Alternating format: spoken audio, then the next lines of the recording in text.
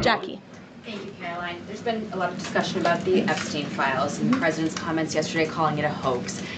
Can you clarify which part of the Epstein hoax is the hoax part? The president is referring to the fact that Democrats have now seized on this as if they ever wanted transparency when it comes to Jeffrey Epstein, which is an asinine suggestion for any Democrat to make. The Democrats had control of this building, the White House, for 4 years, and they didn't do a dang thing when it came to transparency in regards to Jeffrey Epstein and his heinous crimes. It was this president who directed the Department of Justice and the Attorney General to do an exhaustive review of all files related to Jeffrey Epstein, which they did.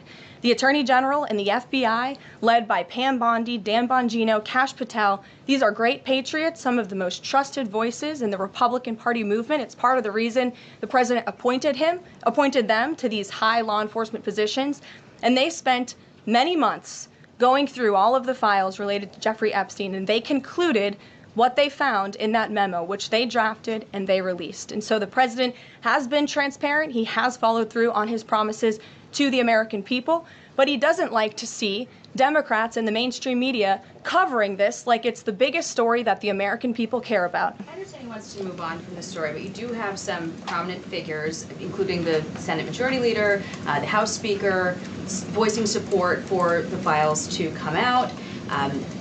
Representative Massey collecting signatures that would force a discharge petition for a vote on the floor for this. It doesn't seem to be going away. What is stopping the administration from just redacting any sensitive information, grand jury information, and putting out what is appropriate so that the American people can decide and then let this story die? Well, in terms of redactions or grand jury seals, those are questions for the Department of Justice. Those are also questions for the judges who have that information under a seal, and that would have to be requested, and a judge would have to approve it. That's out of the president's control. He has said, in agreement with some of the leaders on Capitol Hill, that if the Attorney General and the Department of Justice come across any other credible evidence, they should provide that to the American people. The president has said that, and he agrees with them on that. Why did you fire Maureen Comey? The Department of Justice did, and I would defer you to them. Dasha.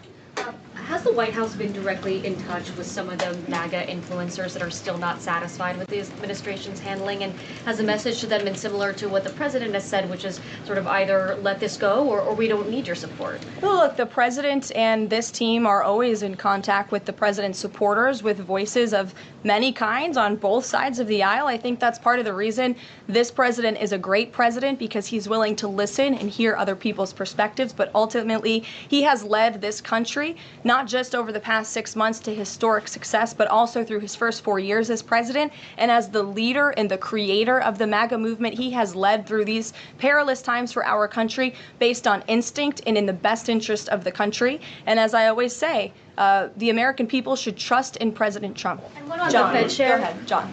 Go ahead. The president said that he floated the idea of a special prosecutor in the Epstein case. Can you confirm that? And has he asked the Attorney General to do this, to appoint a special prosecutor to look it over? Well, the idea was floated from someone in the media to the president. The president would not recommend a special prosecutor in the Epstein case. That's how he feels. And as for his discussions with the Attorney General, I'm not sure. Deanna. Caroline. Thank you so much. Do you know what the president's reaction was to Mike Johnson saying that he wants additional files released, the Epstein files? Was there a conversation with Mike Johnson about that following his comments?